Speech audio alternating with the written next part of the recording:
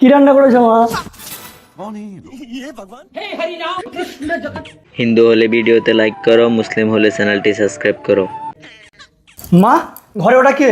আরে তোর ভাই বিয়ে করে বউ এনেছে।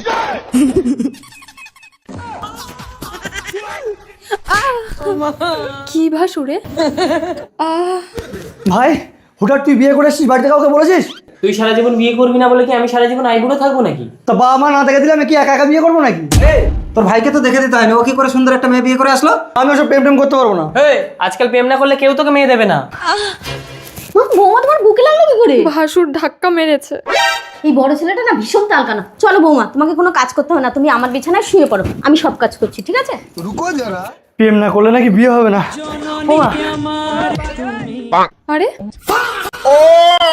পোড়া মুখা ভাসুর, তুই কি তালকানা নাকি? কি হয়েছে গো মাম্পি? দেখো না তোমার দাদা ঘন ঘন এসে আমাকে জড়িয়ে ধরছে।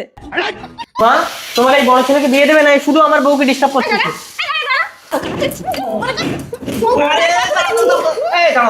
মারামারি করো না, ওর আজই আমি বিয়ের ব্যবস্থা করছি। এই কুলাঙ্গারকে কেউ মেয়ে দেবে? মা, আমার একটা দিদি আছে। বাহ, তাহলে তো কোনো চিন্তাই নেই বৌমা, তুমি আজই বাপের বাড়ি চলে গিয়ে তোমার দিদিকে নিয়ে আসো।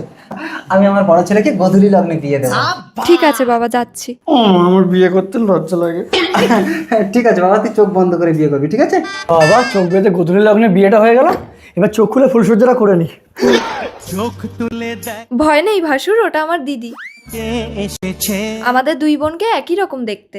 মহা মুশকিল, এবার কে কার বউ ধরে টানবে, ঠিক আছে?